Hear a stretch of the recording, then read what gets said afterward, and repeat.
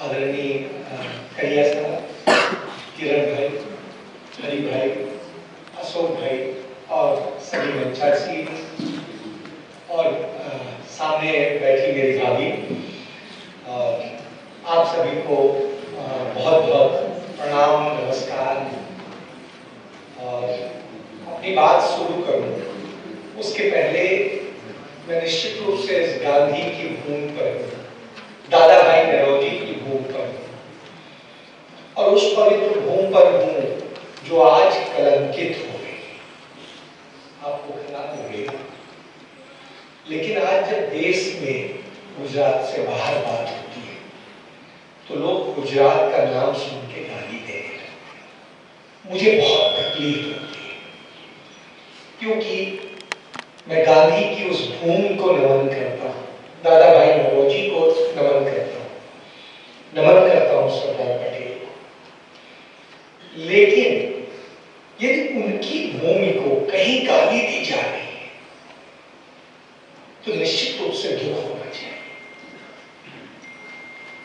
आप यहां रहते हैं, आपको पता नहीं कि आपके लिए क्या क्या कहा जाता है। जो कहा जाता है तो सुनकर लगता है ये वो गुजरात है जिसने इस देश में वह क्रांति दी जो क्रांति देश में और कहीं नहीं हुई थी। पहली क्रांति यहां से, उस क्रांति का जिक्र करूंगा। तो इसलिए मुझे तकलीफ, और जब मुझे आने का आमंत्रण मिला तो मैं यहां आने के लिए निश्चित रूप से बेताब था कि कम से कम आपसे अपनी बात कह सकूं जो देश के दूसरे हिस्से में लोग सोचते हैं। मैं आके सीधे कहूं कि नहीं गुजरात बड़ा महान है, गुजरात बहुत अच्छा है, नहीं, आज वो स्थिति नहीं। आप महान नहीं है। आज आप उस कलंक का सामना कर रहे हैं बाहर बैठ के, जो सुन के लगता है ये वो गुजरात है जिसने इस देश को बनाया, आजाद कराने में जिसकी एक अहम भूमिका नहीं, बहुत बड़ी भूमिका, सबसे बड़ी भूमिका है। जिस विचारधारा को लेके हम वहां लड़ रहे हैं, आप यहां होकर के उस विचारधारा को खत्म होते हुए देख रहे हैं, साक्षी बन रहे हैं, उसके साधक बन रहे हैं। यह मेरे लिए तकलीफ का विषय है, यह दर्द का विषय है कि आपके पूर्वजों ने जो इस देश के लिए किया है वो शायद किसी ने किया हो, फिर यह स्थिति है कि यह गुजरात आज गाली खा रहा है।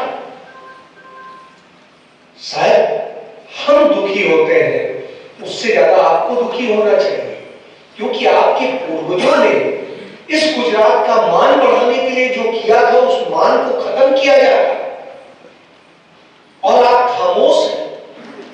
यह खामोशी दुखद है, इसलिए मैं आपके पास आया और मैं धन्यवाद करता हूं कि आपने मुझे मौका दिया। मैं बात शुरू करूंगा। सबसे पहले एक समय में इसी गुजरात की बात करें, शादियां होती थी। शादी होने के बाद लड़की अपने घर नहीं जा रही होती थी, वो किसी राजे रजवाड़े के यहां पहले जा रही होती। वो हालात थे। दादा भाई नौरोजी ने, उनके शिष्य ने वह लड़ाई लड़ी और उस प्रथा को खत्म कराया। आपको एक शुद्धता दी, वो शुद्धता दी, यहां की नारियों को वह स्वतंत्रता दिलाई कि आप शिकार होने के लिए नहीं आई हैं, आप एक सम्मान के लिए आई हैं। हर कोई किसी दूसरे के लिए नहीं बना है, वो अपनी चॉइस के हिसाब से। तो आपको आपके चयन का अधिकार दिया है इस गुजरात में। महिलाओं को उस सम्मान की शुरुआत यहां से हुई और इसके बाद फिर बंगाल में हुई, जो आज बिहार है। बिहार नहीं होता था, बंगाल प्रांत ही होता था, बिहार से लेके बांग्लादेश तक। वहां पर भी यही प्रथा थी, वहां पर भी खत्म किया गया और वो खत्म करने में जो दूसरा नाम था वो व्योमेश चंद्र बनर्जी का नाम था। मैं दो नाम इसलिए बता रहा हूं क्योंकि इनको जानना बेहद जरूरी है। यहीं से मैं आगे बात शुरू। आप कहते हैं कि कांग्रेस 1885 में बनी, नहीं 1885 में नहीं बनी, उससे बहुत पहले से वो काम कर रही थी।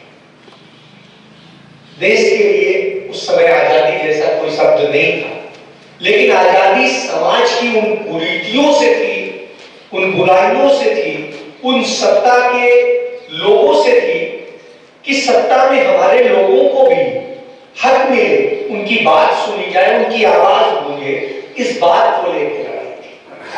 कांग्रेस का जो नाम दिया गया वो भी आप ही की धरती है। तब तो बॉम्बे ही स्टेट होता था, गुजरात अलग नहीं था, उसी का हिस्सा है। आपने कांग्रेस को जन्म दिया और जिसने कांग्रेस को जन्म दिया उसी ने कांग्रेस को खत्म करने में सबसे पहला योगदान दिया। आपको यह सोचना चाहिए,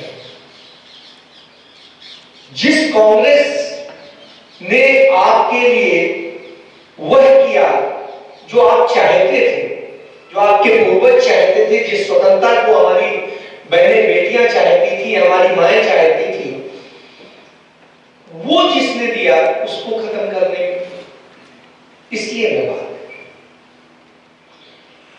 कांग्रेस के पहले अध्यक्ष व्योमेश चंद्र बनर्जी बंगाल से आए थे, लेकिन दादाभाई नौरोजी ने उनका नाम प्रस्ताव किया और वो अध्यक्ष। एक प्रचार होता है और अब तो तमाम जगह लिखा जाने लगा है कि कांग्रेस के संस्थापक एओ ह्यूम थे। नहीं, वो नहीं थे, दादाभाई नौरोजी थे, व्योमेश चंद्र बनर्जी थे। ह्यूम साहब ने किया था, बहुत बड़ा योगदान दिया था। उन्होंने ही मुंबई में उस जो आज मुंबई है तब बॉम्बे होता था, उसके लिए जो बैठक के और सारे जितने डेलीगेट्स आए थे देश भर से, चाहे मद्रास से आए हो, चाहे वहां से आए हो, सारे लोगों के रुकने, खाने पीने और दूसरी व्यवस्थाएं की थी। इसलिए उनको कहा जाता है, क्योंकि वो एक आईसीएस अफसर रहे थे, तो स्वाभाविक सी बात है, इतने बड़े पद पे रहे थे, तमाम सारे प्रभाव थे और उस कारण से वो लाभ मिले थे। लेकिन आपसे चीजों को बदलने के लिए इस तरह से प्रस्तुत किया गया। यदि आप 70 के दशक तक की किताबें देखेंगे, 80 के दशक तक की, तो उनमें कहीं नहीं मिलता है कि वो संस्थापक थे। उसके बाद ये धीरे धीरे जिस तरह से शिक्षा के तमाम संस्थानों में, तमाम सारी जगहों पे गांधी और नेहरू से जुड़े हुए तमाम सारे इंस्टीट्यूट्स में धीरे धीरे आरएसएस ने कब्जा किया। आरएसएस ने सबसे पहले कब्जा ही शैक्षणिक संस्थानों में किया और सबसे पहले निचले स्तर से शुरू किया, बेसिक लेवल से। और उस लेवल से जो शुरू किया उसका नतीजा क्या हुआ? छोटा बच्चा बालमन होता है, उसे कुछ पता नहीं होता है, तो उसके लिए जो उसके मास्टर साहब कह देते हैं, तो गुरुजी ने जो कह दिया वही उसके लिए सही है, पत्थर की लकीर है। वो अपने माँ बाप से भी कई बार कह देता, नहीं नहीं मेरे सर ने ये कहा है, मेरी मैडम ने ये कहा है, तो वो उसी को सही मानता है। तो उस तरह धीरे धीरे आपके अंदर जहर भरा गया। ये लड़ाई आप सोचें कि सामान्य सी एक लड़ाई है कि एक पार्टी की दूसरी पार्टी से, नहीं, पार्टी नहीं, कांग्रेस पार्टी है ही नहीं। कांग्रेस ही अकेले है जो विचारधारा है, जो आरएसएस भी है, उस आरएसएस में भी कांग्रेस और उससे बाहर भी कांग्रेस। आप भी कांग्रेस है, मैं भी कांग्रेस हूं, भले ही कांग्रेस के हम सदस्य हो पार्टी के या ना, क्योंकि कांग्रेस का मतलब है हर व्यक्ति। आइडिया ऑफ इंडिया जो कहा जाता है वो इसीलिए कहा जाता है, उसमें हिंदू भी है, मुस्लिम भी है, सिख भी है, ईसाई भी है, दलित भी है, बौद्ध भी है, जैन भी है, सब है और सबका योगदान। खून पता नहीं, मेरा ओ पॉजिटिव है, आपका भी ओ पॉजिटिव हो सकता है, आपका भी ओ निगेटिव हो सकता है, दूसरे का ओ निगेटिव हो सकता है, तीसरे का भी पॉजिटिव हो सकता है, किसी का कुछ हो सकता है। यानी हम सब एक हैं। इस बात का संदेश कांग्रेस, कभी मत कहिए कि कांग्रेस कोई पार्टी है ही। तो पहली बात, राजनीतिक पार्टी के रूप में हम सिर्फ देखते हैं,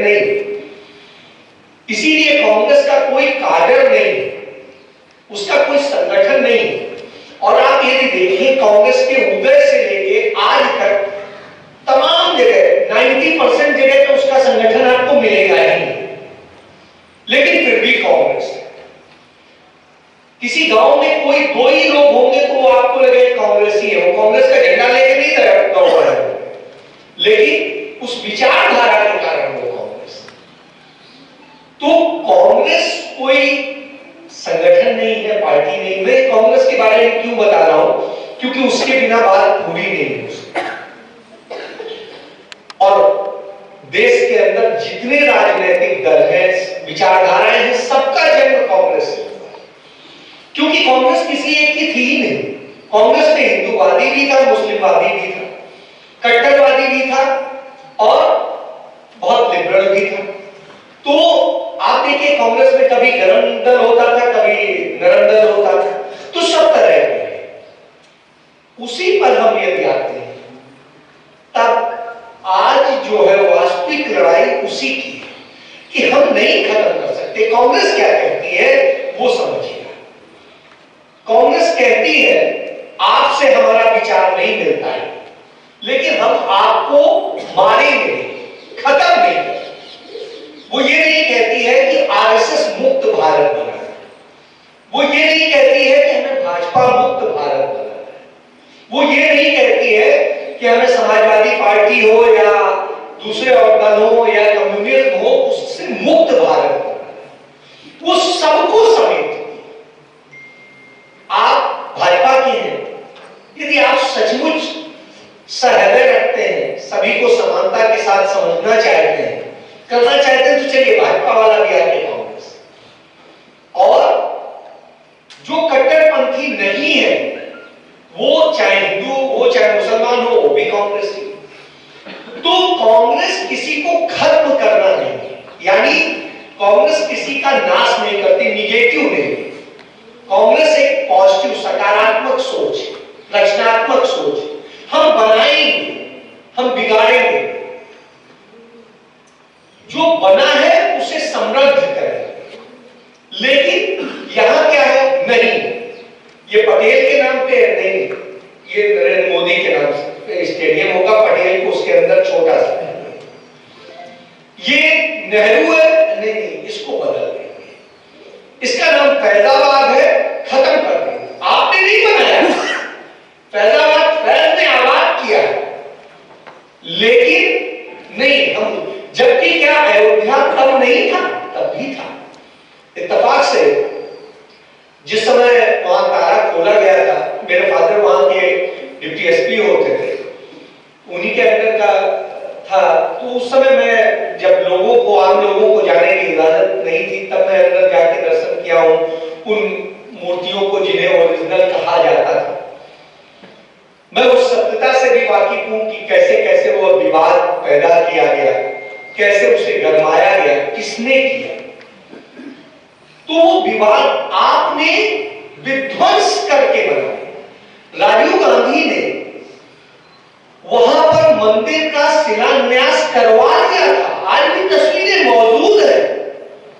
और जितना क्षेत्र आप कह रहे थे कि ये राम की जन्म की हम विश्वास करते हैं, राजीव गांधी ने वो पूरी जगह दिलवा दी। एक समझौता बन गया कि एक दीवार बड़ी हो जाएगी, इधर आप करिए उधर वो कर, यही होना चाहिए।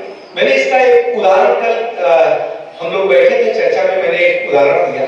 मैं चंडीगढ़ में था उन दिनों, अमर उजाला अखबार में, और मोहम्मद कैफ एक क्रिकेटर इंडियन क्रिकेट टीम में, तो वहां रणजी का मैच चल रहा था स्टेडियम में, वो आया हुआ था, कैप्टन था यूपी की टीम का। और उस समय कुछ बदमाशी कुछ लोगों ने करी, तो किसी पत्रकार से कोई बात हो गई, कैफ ने उसे कुछ कह दिया या जो भी कुछ है, इस पर उसके खिलाफ दबाव बना के एफआईआर करा दी गई। मुझे किसी का फोन आया कि देखो गलत बात कह रहे हैं कि कैफ ड्रिंक किए हुए था, ऐसे ऐसे, वो तो 5 वक्त का नमाजी है और ड्रिंक की बात सोच भी नहीं सकते हैं उसके लिए। उस समय जो एसएसपी थे, बाद में नरेंद्र मोदी की सुरक्षा के चीफ भी रहे, सुधांशु श्रीवास्तव, वो चंडीगढ़ के एसएसपी थे। मैंने सुधांशु को फोन किया, तो सुधांशु का नहीं, मुझे पता है वो ड्रिंक नहीं करता है, लेकिन अब इतना ज्यादा दबाव बन गया तो एफआईआर दर्ज की। शांति कुमार जैन डीजीपी थे चंडीगढ़ के, वो राजस्थान के रहने वाले थे। तो शांति जैन को मैंने फोन किया, उन्होंने कहा अजय जी बात सही है, लेकिन गवर्नर ने इस पे जो है काफी वो किया, रोड्रिक्स होते थे उस समय गवर्नर, कि ऐसे ऐसे तो मैं बताइए पत्रकारों का मसला है, रात को सारे धरना देने पहुंच गए और ये हो गया। मेरे पास दो ऑप्शन थे, मेरी अपनी बिरादरी का मामला था पत्रकारों की, मैं उनके साथ खड़ा हूं,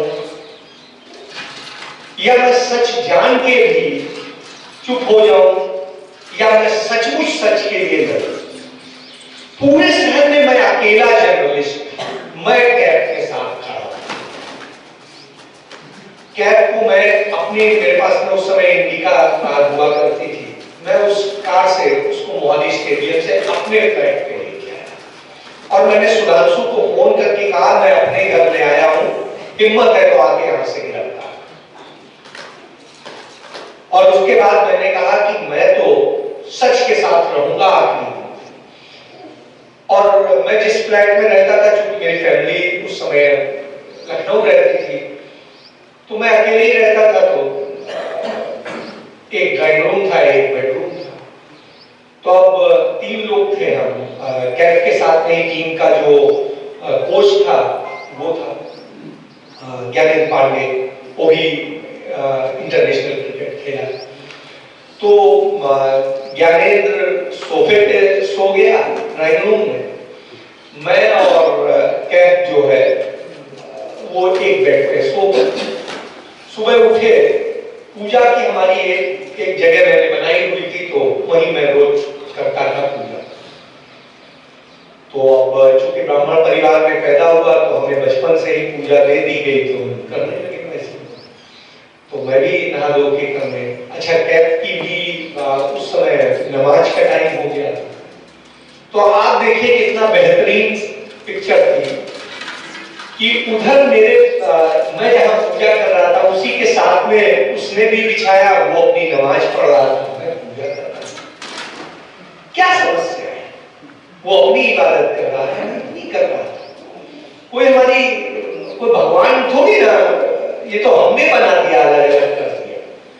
असलियत में ईश्वर कौन है? यजुर्वेद खुद कह देता है कि ईश्वर की न कोई प्रतिमा है, न कोई आकार है, न कुछ है। तो जब यजुर्वेद कह रहा है कि कोई प्रतिमा नहीं है, कोई आकार नहीं है, कोई मंदिर नहीं है, हम लड़ रहे हैं, भाई हम भी इबादत कर रहे हैं। इतना सुंदर जो निकेतन बना हुआ है, इतने सुंदर निकेतन की सुंदरता की जो सबसे बड़ी वजह है, ये इमारत नहीं है, ये प्राकृतिक सुंदरता है, जो पेड़ है, पौधे हैं, सूरज की पूरी रोशनी आ रही है, हवा चल रही है, सब कुछ मिल रहा है। ये खुलापन है, और जो खुलापन है उसी खुलेपन की जरूरत है समाज को। मैं आपको बताऊं, एक हमारे पत्रकार मित्र है, प्रोफेसर भी है, असिस्टेंट प्रोफेसर है लखनऊ में, आजकल फिलहाल उन्होंने कांग्रेस ज्वाइन कर ली। उनका एक दिन फोन आया कि मैं चंडीगढ़ आया हूं, तो मैंने कहा ठीक है। मेरे पास 2 ऑप्शन थे, मैंने उनसे कहा देखिए 2 ऑप्शन है, आप कहें तो मैं तुरंत अभी यूटी गेस्ट हाउस में कहता हूँ, वीवीआईपी कमरा आपको करा दूंगा, वो चंडीगढ़ का वीवीआईपी गेस्ट हाउस है, दोनों पंजाब का राजभवन, हरियाणा का राजभवन, दोनों के बीच में, तो मैंने वहां करा देता हूं। दूसरा ऑप्शन है कि आप आइए मेरे घर में, जो भी है मैं अपने घर की तरह से रखूंगा। उन्होंने मेरा दूसरा काम, मैं घर पे आऊंगा, घर पे आए, हम दोनों एक बेड पे सोए, एक साथ खाना खाया, एक साथ। अब मैं ब्राह्मण और वो दलित समुदाय से, तो आप बताइए, क्या भगवान ने दलित भेजा? क्या भगवान ने ब्राह्मण भेजा? नहीं। हम दोनों इतने प्यार से 2 दिन रहे, उन्हें महसूस नहीं हुआ। सुबह जब उनकी फ्लाइट थी, मैं हालांकि लेट से सो के उठता हूं, मैं जल्दी जल्दी उठा, रेडी हुआ, उनको उठाया, मेरी पत्नी ने उनके लिए जल्दी जल्दी से नाश्ता बना के तैयार किया, कुछ खा किया, प्लेन के लिए भी घर का बनाई, खाइए क्यों वहां खाएंगे, तो करके दिया, और मैं उनको प्लेन वहां तक छोड़ के आया एयरपोर्ट पर। अच्छा लगा, उन्हें भी अच्छा लगेगा। तो मैं ये समझता हूं कि जब हम ये खुलापन रखेंगे तो हमारे अंदर संकीर्णता नहीं है। मैं ब्राह्मण की तरह पूजा करता हूं, भी आराध्य मानते होंगे उसको करते हैं, ठीक है, ये हमारी अपनी परंपराएं हो सकती है, ये एक माध्यम हो सकता है, ये सब कुछ नहीं। तो कोई कहते हैं मैं ब्राह्मण हूं इसलिए श्रेष्ठ हूं, वो दलित है इसलिए नीचे, नहीं। आपने इसको, इसका मतलब है समझा नहीं। ये मेरे पांव नहीं धोते तो आप बताइए मैं खड़ा होगा?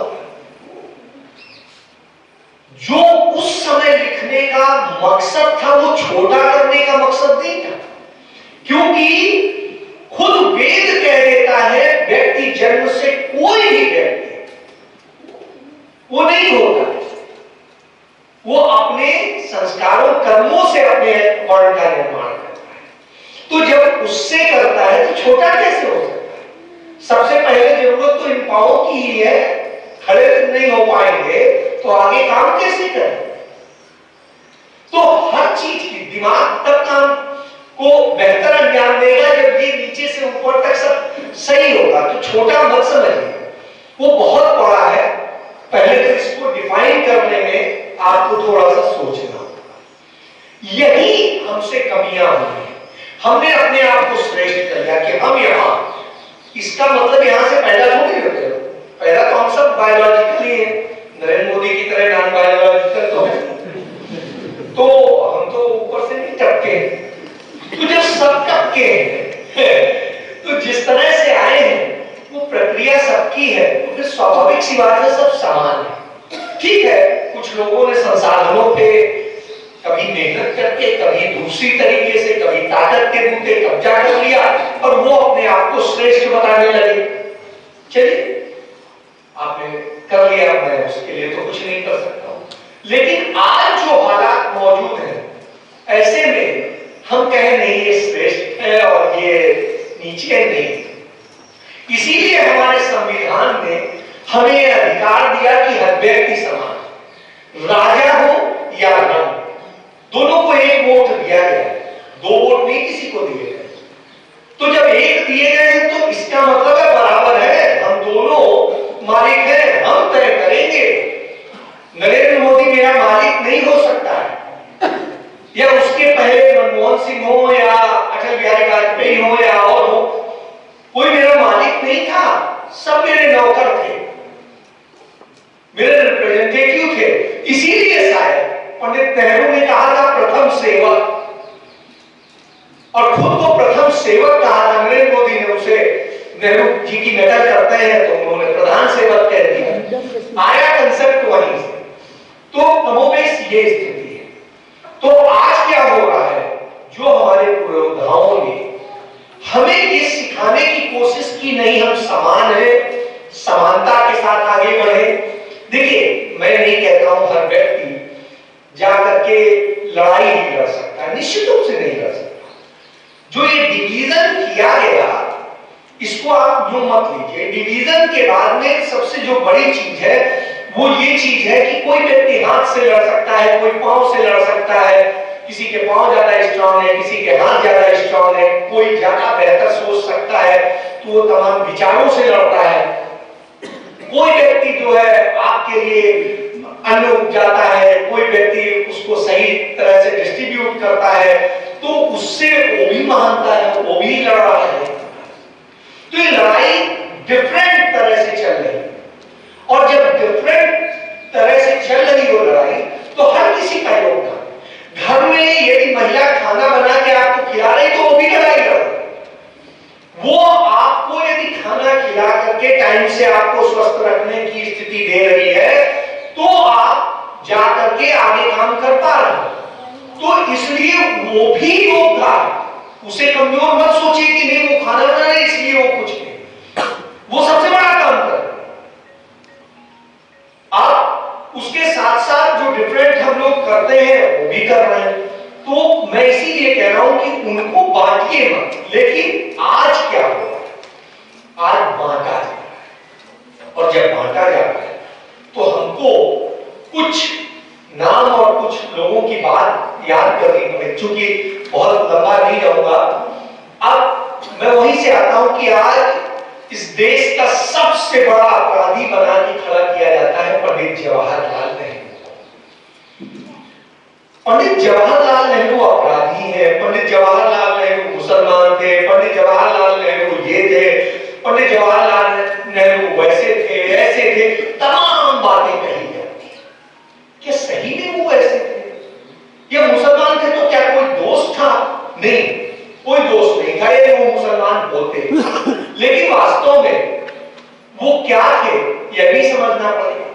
जब फारूक सियार कश्मीर गया तो जो वो 3 विद्वानों से मिला उनमें से एक राजकौर, और वो राजकौर को जो फारसी के विद्वान थे उन्हें कहा कि आओ आप दिल्ली आओ, आप हमारे यहां शिक्षा का विस्तार करो, हमारे बच्चों को भी पढ़ाओ। अब राजकोट भी कोई अपना घर छोड़ के क्यों आया? स्वाभाविक सी बात है। तो उन्होंने कहा कि नहीं आप आओ, हम आपको ज्यादा बेहतर सम्मान देंगे, आपको एस्टेब्लिश करने के लिए एजुकेशनल इंस्टीट्यूट जगह देंगे और पैसा देंगे। ठीक है, एक अच्छे काम के लिए बुलाया जा रहा है, हम कर सकते हैं। तो आए राजकौर साहब आए। आने के बाद में राजकौर साहब ने वहां शिक्षा का विस्तार करने की दिशा में काम करने का किया। तो उनका इतने से कैसे होगा, फिर घर भी चलाना था। मैं इसका जिक्र क्यों कर रहा हूं आगे बताऊंगा। तो राजकौर साहब जब आए तो सबसे जो बड़ी बात थी वो बात ये थी कि वहां पर उन्हें एक रियासत दी है। वो रियासत नहर के किनारे थी, नहरी रियासत। अब आपको मैं इसमें नाम बता दूं कि तो वो जो नहरी रियासत दी गई, आज का जो आप नई दिल्ली देखते हैं जिसे लुटियंस जोन कहते हैं, यदि आप अभी जाइएगा दिल्ली का पुराना नक्शा देखिए, रेवेन्यू विभाग के, जो यमुना से एक नहर कटती है और वो नहर आगे आती है, वो नहर मुगल साम्राज्य के समय में बनी थी। और नहर के इधर का हिस्सा जितना वो लुटियंस जोन, और वो रियासत थी राजकोट। कोई बहुत अच्छी रियासत नहीं थी, मतलब जो जमीन बेकार सी पड़ी थी, कोई बहुत वो नहीं था। नहर के दूसरी तरफ थी, शहर पुरानी दिल्ली की में ही बसता था उस समय। यदि आप आज से 50 साल 100 साल पुराने देखिएगा वहां की कोई तस्वीर, तो आप देखिएगा बहुत दूसरे तरह से। आप ये समझिए कि वो नहरी रियासत जो उन्हें दी गई, उसी नहरी रियासत के में नहर के किनारे उन्होंने घर बनाया, वहीं पे रहना शुरू किया। और जिस जो इंस्टीट्यूट बनाया उन्होंने फारसी का एजुकेशनल इंस्टीट्यूट, वहां से पढ़ना, लोगों को पढ़ाना शुरू किया। मुगल बादशाह के बच्चों को पढ़ाते थे। अब यहीं से शुरुआत होती है, लेकिन राजकौर ही लिखते हैं। उनके बाद उनके बेटे विश्वनाथ कौल भी अपने आप को कौल ही लिखते हैं। लेकिन विश्वनाथ आप वो पंजाब राज्य का ही हिस्सा होता था दिल्ली 1947 में। तो जो पंजाब है वो पंजाब का चलन है, पंजाब में, हरियाणा में और उसके अलावा जम्मू कश्मीर में। इधर आप देखिएगा अपने साथ साथ लगाते हैं लोग अपने गांव का नाम, अपनी जगह का नाम। जैसे अभी मुख्यमंत्री थे प्रकाश सिंह बादल, तो बादल उनके गांव का नाम। इसी तरीके से जैसे सुरजेवाला है, तो सुरजेवाला जो है, सुरजेवाला जाति नहीं है, वो गांव है। इसी तरीके से तमाम सारे लोग हैं। तो अपनी उन स्थानों का नाम लगाने का एक चलन है। उस चलन के तहत उनके बेटे जो मनसाराम थे, उन्होंने पहली बार अपने नाम के आगे नेहरू शब्द इस्तेमाल किया। तो पहली बार यहां पर आप ये क्लियर हो लीजिए कि इस तरह से नेहरू का चलन शुरू हुआ। राजकौर साहब रहे, विश्वनाथ कौल रहे, और उसके बाद मनसाराम जी ने अपने नाम के आगे कौल की बजाय नेहरू लगाना शुरू। यहां से शुरुआत होती है। और यहां से शुरुआत के बाद में सर आपका परिवार चलता रहता है, आप आ जाइए आकर के गंगाधर नेहरू का जिक्र इसलिए कर रहा हूं क्योंकि देश की पहली आजादी की बात होती है। 1857 की बात होती है।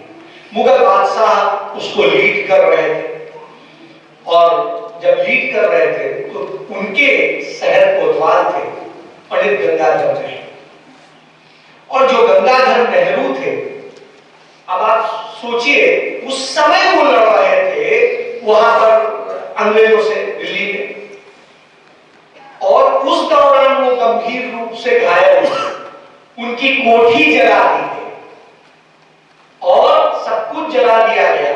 तो अपनी जान बचाने के लिए जो भाग के आए, उनके दो साले थे, एक कानपुर में रहते थे पंडित पृथ्वीनाथ, मैं इत्तेफाक से उस कॉलेज का पढ़ा हुआ हूं, और उनके दूसरे साले रहते थे आगरा में। तो आगरा पास पड़ता था पहले, तो स्वाभाविक सी बात है दिल्ली से आगरा आ गए अपने साले के पास, और जब साले के पास आए वहीं रहे। मोतीलाल जी पेट में थे अपनी मां के, उसी समय उनकी डेथ हुई। उनकी मृत्यु के 3 महीने बाद मोतीलाल जी का जन्म हुआ। अब आप देखिए, पहली शहादत देश के लिए, आजादी के लिए गंगाधर नेहरू की। वो लड़ाई अंग्रेजी हुकूमत को स्थापित न होने देने की लड़ाई थी, लेकिन चलिए वो लड़ाई जारी गई, उसमें रानी लक्ष्मीबाई भी गई और भी लोग गए, तमाम सारे लोगों का योगदान। मैं कानपुर जिले का रहने वाला हूं, तो इत्तेफाक से मेरा जो गांव है उस समय बिठूर ग्राम सभा क्षेत्र में ही आता था। तो अब तो नगर पंचायत बड़ा हो गया है, तो वो बिठूर जो है, वही बिठूर में जब पेशवाज को वहां से निर्वासित किया गया महाराष्ट्र से, आपका गुजराती कह सकते हैं दोनों से, तो जब उनको कोई शरण देने को नहीं तैयार था, तो मेरे गांव में, मैं गर्व से कहता हूं, मेरे गांव ने शरण 1857 की उस क्रांति में मेरे भी जो प्रभावा के पिताजी थे वो शहीद हुए, वो पंडित शिवबली शुक्ला। तो इसलिए मुझे दर्द है इस देश के लिए कि इस देश की आजादी में 2 लोगों ने हमारे परिवार के शहादत दी। तो स्वाभाविक सी बात है, मेरे लिए भी गर्व की बात है, इसलिए मुझे दर्द भी होता है जिस देश पर कोई बात नहीं। और आपको बताऊं दूसरी चीज, इस देश को पहला हिंदी का अखबार वो मेरे परिवार ने दिया। कानपुर से जाके कलकत्ता में अखबार निकाला था उत्तर नंबर। तो और मैं आपको एक सुखद बात बताऊं, मेरे खिलाफ पहली एफआईआर स्मृति ईरानी ने जो कराई वो 2024 में 30 मई को कराई, जिस दिन वही दिवस हो। और मेरे खिलाफ जिस सुमोटो का जिक्र कर रहे थे आप, केस नंबर 1, दुनिया में पहली बार किसी सुप्रीम कोर्ट ने पहली बार किसी जर्नलिस्ट के खिलाफ सुमोटो लिया। तो यह अपने आप में बड़ी विशेष बात है। अब इतनी देश में सब कुछ है, वही मिली आदमी, तो बहरहाल कोई बात नहीं। सुप्रीम कोर्ट कहता है मेरे बोलने से सुप्रीम कोर्ट की पूरी न्यायिक व्यवस्था खत्म हो जाती है, तो मैं क्या करूं, मेरा कोई बात नहीं। तो दूसरा जो मेरे ऊपर ये केस हुआ वो भी इत्तेफाक से 30 मई को हुआ। तो मेरे लिए गर्व की बात है कि पहला अखबार जो निकाला वो 30 मई थी, फिर पहली एफआईआर 30 मई को होती है, और पहला जो होता है सुमोटो वो भी 30 मई को होता है। तो मेरे लिए ऐतिहासिक है, मैं उसे अपने लिए एक जो है अवार्ड मानता हूं। चलिए, तो इस तरह से परिवार का चूंकि योगदान है इसलिए, लेकिन हमने कुछ मांगा नहीं। जब पंडित नेहरू आए अपनी बहन को लेकर के कानपुर और बोले कि विजय लक्ष्मी पंडित को हमें यहां से, मैं सोचता हूं कि यदि आप लोग बताएं तो लड़ाया जाए, तो मेरे जो ग्रैंडफादर के फादर थे उन्होंने कहा कि पंडित जी अब छोड़ जाइए, आपकी नहीं मेरी बहन, ये यहां से जीत के जाए। देश आजाद नहीं हुआ था तब की बात, और तब जो है उस चुनाव में उनको पिल्हौर लोकसभा सीट से जिता करके भेजा हमने संसद। तो अब आप ये समझ लीजिए कि उस परिवार से हमारा नाता भी है, तो इसलिए भी थोड़ा सा वो। पंडित मोतीलाल नेहरू ने अपनी वकालत जो शुरू की वो कानपुर से ही शुरू की, पंडित पृथ्वीनाथ जी के अंडर में, अपने मामा के अंडर। तो वहां से उन्होंने शुरुआत की थी। क्योंकि मेरा भी परिवार का प्रोफेशन वकालत से ही जुड़ा रहा है परिवार का, तो उस समय जो है जो परबाबा होते थे वो मुंशी होते थे, उनके बाद में फिर वो वकील हुए, और इस तरह से करके तो वकालत का के पेशे में करीब करीब 100 साल से मेरा भी परिवार है। तो ऐसी स्थिति में वो भी एक लगाव है, लेकिन परिवार कानपुर में ही हमारा रहा। कभी भी कोई राजनीतिक मंशा न थी, न है, अभी भी नहीं है किसी की। बस ये है कि हाँ, देश की बात आती है तो जरूर डर उठता है और उसके लिए बोलने की बात आती है। हमें चाहिए कुछ नहीं। अशोक भाई मौजूद है। राहुल जी ने मुझसे कहा, सामने की बात है, कि अजय मैं तुम्हारे लिए कुछ करना चाहता हूं। मैंने कहा भाई मुझे नहीं, आप ये बताइए मैं आपके लिए क्या कर सकता हूं। और जो भी कुछ है, मैं और मेरी पत्नी और मेरे बच्चे, ये सब आपके लिए समर्पित। आप बताइए, मुझे चाहिए नहीं। तो सीधी सी बात है, क्योंकि जो लड़ाई लड़ी जा रही है वो कुछ पाने की लड़ाई नहीं, वो देने की लड़ाई। और मैंने अपने पूर्वजों से देने की बात सीखी है, लेने की बात नहीं सीखी। मुझे चाहिए नहीं। तो मैं सीधी सी बात कहता हूं, जीवन के लिए बड़ी थोड़ी सी चीजें चाहिए होती हैं, उतनी मेरे पास है। मुझे कई बार लोग कहते हैं यार तुम इतने साल इतनी बड़े बड़ी पोस्ट पे नौकरी कर लिए, सब कुछ कर लिए, अपना एक कमरे का घर नहीं आज तक बना पाया। मैं नहीं बना पाया क्योंकि मैं बनाना नहीं चाहता, मुझे जरूरत नहीं है। ठीक है, मैं किराए पे खुश हूं, मुझे क्या करना।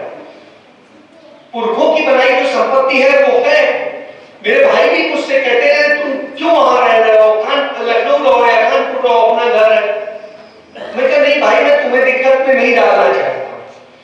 भाई प्रशासनिक सेवा में है और दूसरा भाई वर्ल्ड लेवल का साइंटिस्ट है। तो 3 भाई हूं मैं। इत्तेफाक से तो मैं नाम उनके नहीं लेता हूं क्योंकि उनको समस्या ना हो मेरे का। और मैंने कहा मेरे 2 बेटियां हैं, अपने अपने ढंग से पढ़ लिख जाएंगी, चली जाएंगी, क्या करना है, तो मुझे हिस्सा भी नहीं बंटवाना है।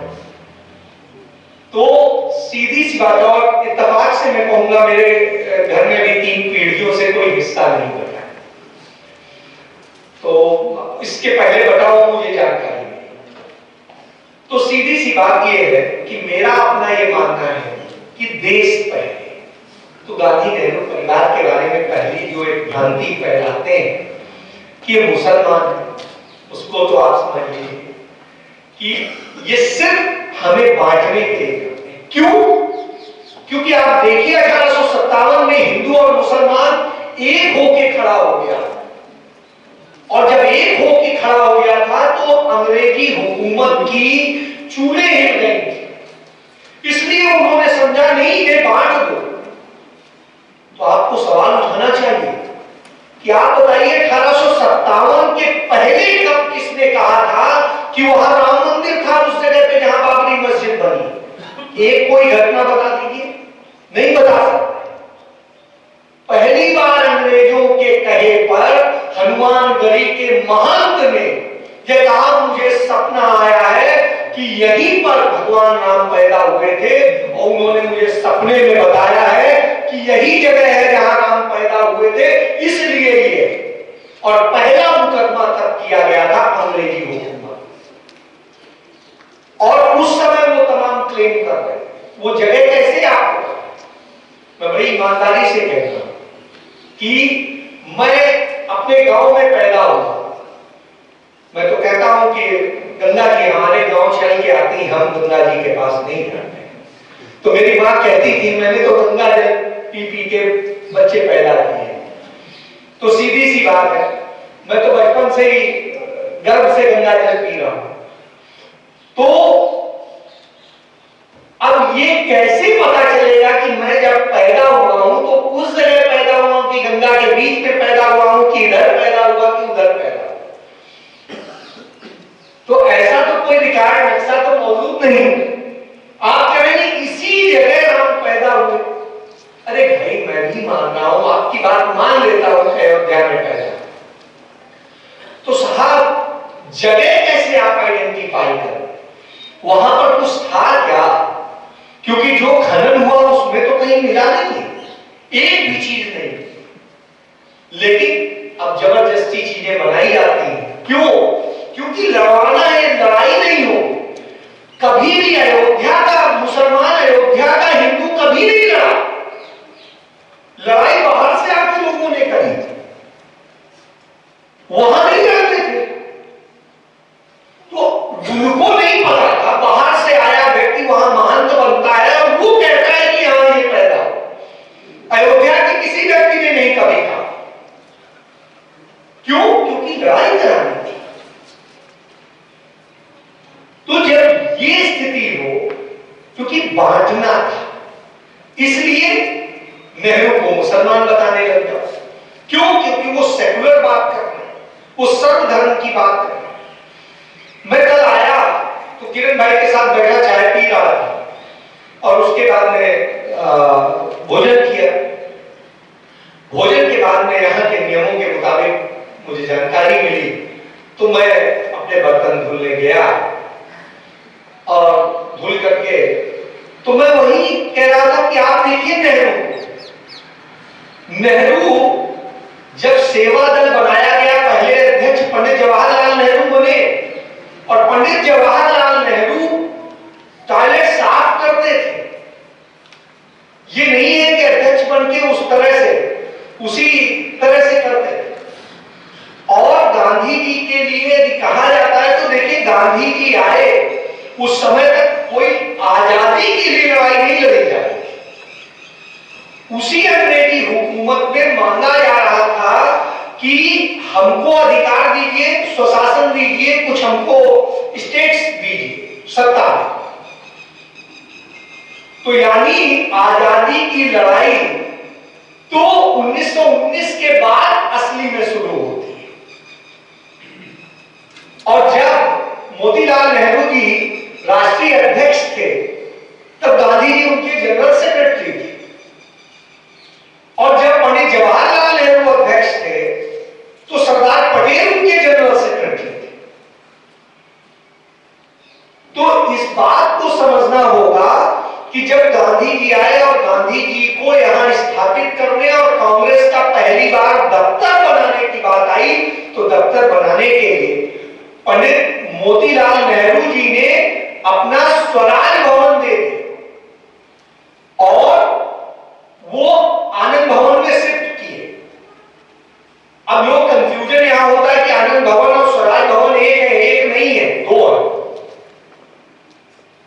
तो पहली बात ये समझिए कि जिस स्वराज भवन में इंदिरा जी का जन्म हुआ था वो दे दिया और वो आनंद भवन में शिफ्ट। फिर बाद में पंडित नेहरू ने, जवाहरलाल नेहरू ने आनंद भवन भी दे दिया। लेकिन उसके पहले आपको जानिए, मोतीलाल नेहरू जी ने जब 1928 में नेहरू रिपोर्ट बनाई, जिसके आधार पर आगे चल के डॉक्टर अंबेडकर ने संविधान का प्रारूप बना के तैयार किया और संविधान बना, वो नेहरू रिपोर्ट के आधार पर। और वो नेहरू रिपोर्ट जब बनाई, अंग्रेजी हुकूमत ने कहा हमें कैपिटल के विस्तार के लिए जगह चाहिए, तो वो नेहरू रियासत का जो मालिकाना हक था पंडित मोतीलाल नेहरू ने दिया, जिसकी आज यदि आप कीमत आंकेंगे तो शायद 100 लाख करोड़ भी कम हो। यानी पहला दान जो इस देश के लिए उन्होंने दिया, वो उस परिवार ने उतनी बड़ी संपत्ति दी। और उसके बाद में पंडित जवाहरलाल नेहरू जब प्रधानमंत्री बनने वाले थे, मैं तो बचपन से देखा था, कानपुर में एक पार्क है फूल बाग, वहां पर बड़े क्रांतिकारी आंदोलन हुए थे। वहां पर एक पत्थर में पंडित नेहरू की वसीयत लगी थी। अब पता नहीं लगी है कि नहीं, उस समय लगी थी। हम पढ़ते थे कि पंडित नेहरू ने क्या क्या दिया। तो उस समय जो पंडित नेहरू ने दिया, वही आज की डेट में भी देखेंगे तो वही करीब 2 लाख करोड़ रुपए से अधिक का हो गया। तो यानी आज के जो अडानी अंबानी और ये सब है, इन सब से छोड़िए भारत का जो बजट है उससे भी कई गुना ज्यादा उस परिवार ने इस देश को डोनेशन दिया है। पूरे देश का बजट कर रहा, सिर्फ किसी भारत सरकार के बजट की बात नहीं कर रहा, राज्यों के भी बजट को मिला लीजिए, सबके मिला लीजिए, जितनी रकम बनती है उससे भी ज्यादा उन्होंने इस देश को डोनेट किया। तो जिन्होंने इतना बड़ा दान दिया, सब कुछ दे दिया, और ये भी आप वकील साहब बैठे हुए हैं, बताएंगे कि उस समय सबसे ज्यादा इनकम टैक्स देने वाले वकील जो थे पंडित मोतीलाल नेहरू, अंग्रेजी वकील। तो जो वो परिवार था उसके लिए कहा जाता है कि ये ऐसे है, इसने ये ले लिया, इसने ये चिंदी चोरी बताई जाती। जो परिवार इतना कुछ देता आया हो उसको हम चिंदी चोरी से जोड़ते हैं। चलिए छोड़ दीजिए। इसके बाद आ गए इंदिरा जी। इंदिरा जी ने फिरोज जी से शादी की। शादी करके आजकल हमारे बच्चे, हम लोग जो है यहाँ चलो हनीमून पे जा रहे हैं, वो जानते कहाँ हनीमून पे गए? एक नैनी जेल में बंद था, एक दूसरी जेल में बंद था। तो अब आप सोचिए, शादी करके जेल जा रहे थे, यह स्थिति थी। और फिरोज जी तो इत्तेफाक से आप ही के प्रदेश से आते थे, मुल्ते नहीं के रहने वाले, उनका गांव वही, तो यहीं के रहने वाले। यानी राहुल गांधी के यदि परिवार को गांधी फैमिली से जोड़ेंगे तो उस स्थिति में तो वो गुजराती हुए। उनके पिता जो दादा वो तो गुजराती है, तो और एक इंजीनियर के बेटे थे। जहां उनका जन्म हुआ बॉम्बे के जिस हॉस्पिटल में, उस हॉस्पिटल में जन्म से ही उनका नाम गांधी था। महात्मा गांधी के कारण गांधी नाम नहीं पड़ा था। तो पहली चीज ये जान लीजिए कि वो जन्म से गांधी थे। और फिर उनको भी, वो पारसी थे, उन्हें मुसलमान कहा जाता है। मुसलमान होना कोई दोष है क्या? इस देश की जब बंटवारा नहीं हुआ था तो लगभग बराबर थे, बहुत बड़ा अंतर नहीं था दोनों में डिफरेंस। ये सारे धर्मों के हिसाब से, क्योंकि तब जनगणना हुई थी और उस जातिगत जनगणना में जो डेटा है उसके मुताबिक हिंदू मुस्लिम का जो ये फर्क बताया जाता है, इतना मुसलमान बढ़ गया, इतना हिंदू वो हो गया, ये हो गया, ये सब आपको लड़ाने के लिए होता है। क्यों? क्योंकि अंग्रेजी हुकूमत ने हमें लड़ाने का ही किया। जब 1921 में खिलाफत आंदोलन को साथ में गांधी जी ने जोड़ा तो इनको खलबली हो गई कि सिख भी साथ आ गए, मुसलमान भी साथ आ गए, सब आ गए, अब हम बचेंगे नहीं। तो फिर बांट, सिखों को अलग बांट दो, मुसलमानों को अलग बांट दो, हिंदुओं को अलग बांट दो। तो साजिश रची गई और उस साजिश का रच था कि जेल में बंद हेडगेवार को समझाया गया, तुम चक्कर में मत पड़ो, तुम्हें हम इतने लाभ देंगे, तुम जाओ चुपचाप रहो और तुम इस अभियान में जुड़ो। और उस अभियान के तहत आरएसएस बना।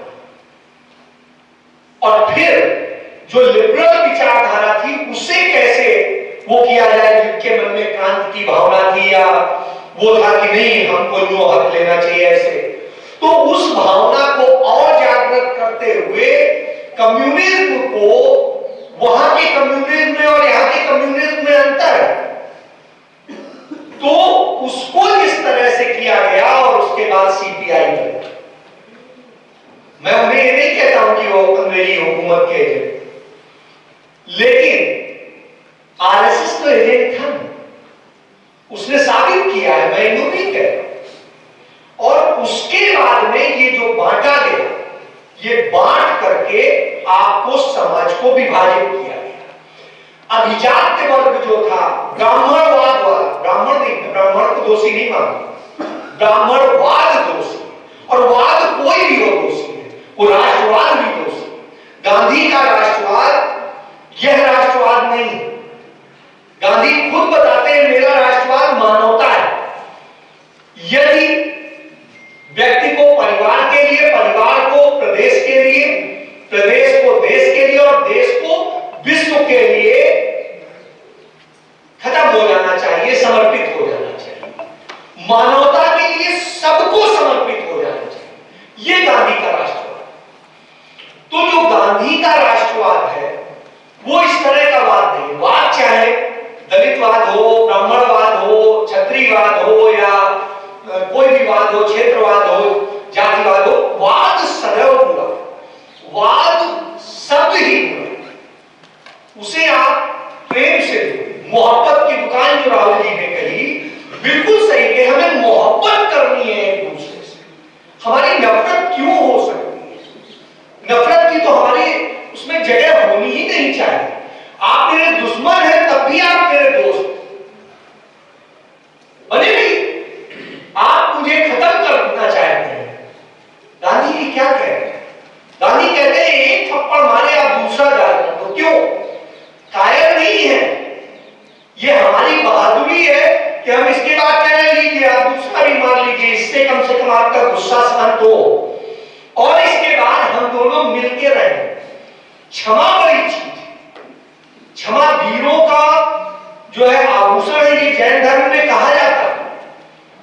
और ये जैन धर्म में नहीं, सभी धर्म में। क्यों? आप किसी को नहीं। और जो नेहरू रिपोर्ट है वो कहती है कि जो वंचित समाज है उस समाज को आगे लाने के लिए कुछ उससे संरक्षण देना पड़ेगा। क्यों? क्योंकि आपने दबाया है, सालों साल सदियों तक आपने उसे मारा है अपनी सत्ता स्थापित करने। धर्म के नाम का जो आडंबर रचा गया है उस आडंबर ने सत्ता का वो बनाया है जिसे मनवाद है। ये मनवादी विचारधारा का हमें दमन करना है। लेकिन हम ये नहीं कह रहे, उसमें भी कई चीजें अच्छी हैं तो उन्हें आप लीजिए, लेकिन जो उसका आधार है उसे खत्म कीजिए। तो मैंने मारने की बात नहीं की, मैंने जीवंतता की बात की कि जो अच्छी चीजें हैं वो ग्रहण कर लीजिए। हर इंसान अच्छा होता है, उसके अंदर विचार गलत आ जाते हैं और जब विचार गलत आ जाते हैं तब वो कोई कुछ बन जाता है, कोई कुछ बन जाता है। तो ऐसी स्थिति में विचार ही है जो किसी लड़की को बहन की बजाय, मां की बजाय कुछ और समझ लेते हैं और उसको शिकार बना लेते हैं। और वही यदि विचार हमारे होते हैं तो हम उसे जिस भाव से देखते हैं तो हमें कभी बेटी नजर आती है, कभी बहन नजर आती है, कभी मां नजर आती है, कभी पत्नी नजर आती है। सभी से तुम प्यार करते हैं, मित्र नजर आते हैं, हम प्यार करते हैं। तो प्यार करना ही एकमात्र रास्ता है। तो मेरा मानना है कि प्यार करें, यही बात गांधी नेहरू की विचारधारा है। गांधी नेहरू इसलिए कह रहा हूं कि इसमें घृणा नहीं। डॉक्टर अंबेडकर उस वंचित समाज को अधिकार दिलाने की बात करते हैं, उसकी वकालत करते हैं, वो खत्म कर देने की वो भी बात नहीं करते। तो आप देखिए सबसे बड़ी चीज है जहां गलत हो रहा है, उन्होंने यह प्रदर्शित किया कि वो हिंदू पैदा हुए, बौद्ध बने। क्यों बौद्ध में? क्योंकि बौद्ध ने प्रेम दिया, आपने नफरत का वातावरण बनाया और जो नफरत का बनाया इसी नफरत को खत्म कर। नफरत भाइयों में हो जाती है, दोनों भाई एक दूसरे को मारने को हो जाते हैं। नफरत हमारे परिवार में हो जाती है। आजकल आप देखते हैं कहीं आप कोई बेटा मां को मार डालता है, मां बेटे को मार डालती है। सोच नहीं सकते थे हम लोग। तो एक आरती गाते थे कि बेटा वो हो सकता है कुपुत्र, मां नहीं हो सकती कुमाता। लेकिन आज दोनों चीजें देख रहे हैं क्योंकि नफरत। नफरत की हम काम करते हैं, कोई जूता सीने का काम कर रहा है वो भी आदरणीय, वो हमारे पांव के लिए वो बना रहा है जिसके रूप में हमारे पांव सुरक्षित है। और हम चल पा रहे हैं, कर पा रहे हैं, तो वो कैसे छोटा हो सकता है कि नहीं वो चला रहा है तो छोटा है? अरे भाई कैसे छोटा है? वो ज्यादा हमसे वो है क्योंकि उसने हमें वो आधार दिया कि जिसके बूते हमारे पांव सुरक्षित रहे, और पांव सुरक्षित रहेंगे, कांटा नहीं लगेगा, कोई और चोट नहीं लगेगी, तभी हम चल पाएंगे, आगे बढ़ पाएंगे। तो आपने उसे नीचे क्यों को समझ लिया? जो सफाई कर रहा है हमारी गंदगी की, वो छोटा हो गया? अरे वो महान है।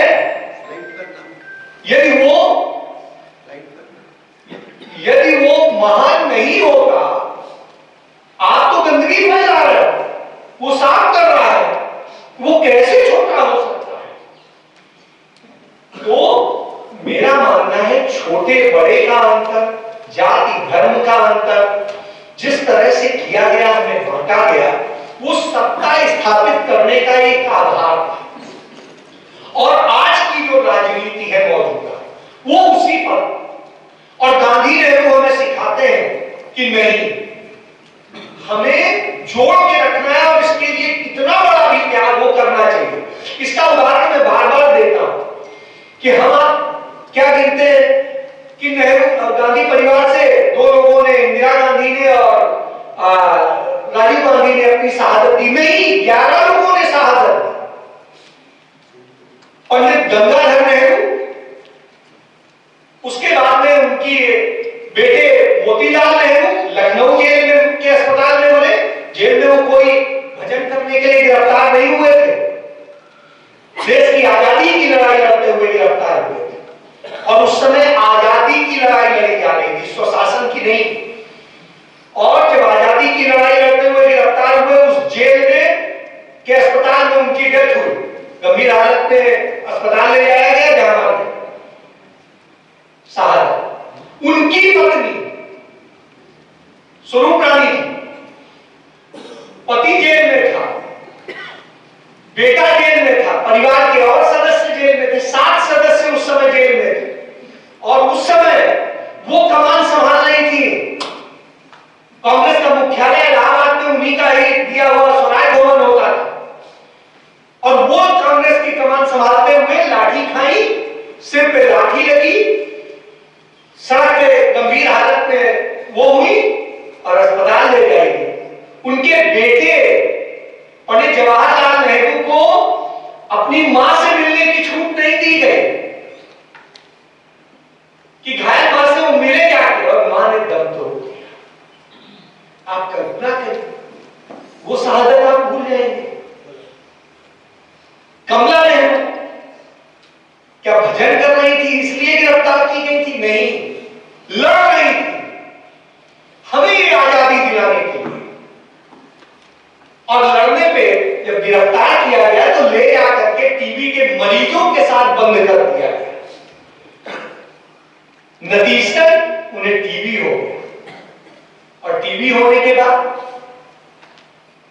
वो इतनी गंभीर हालत में हुई, जब बुरी हालत में हो और पंडित नेहरू को उनसे मिलने की इजाजत नहीं दी गई, उन्हें गंभीर हालत में छोड़ा गया, तब भी पंडित नेहरू को उनका इलाज कराने के लिए भी नहीं दी गई कि आज आसाराम को जो है दे दी जाती है पैरोल और जमानत और सब कुछ। पंडित नेहरू को नहीं दिया गया।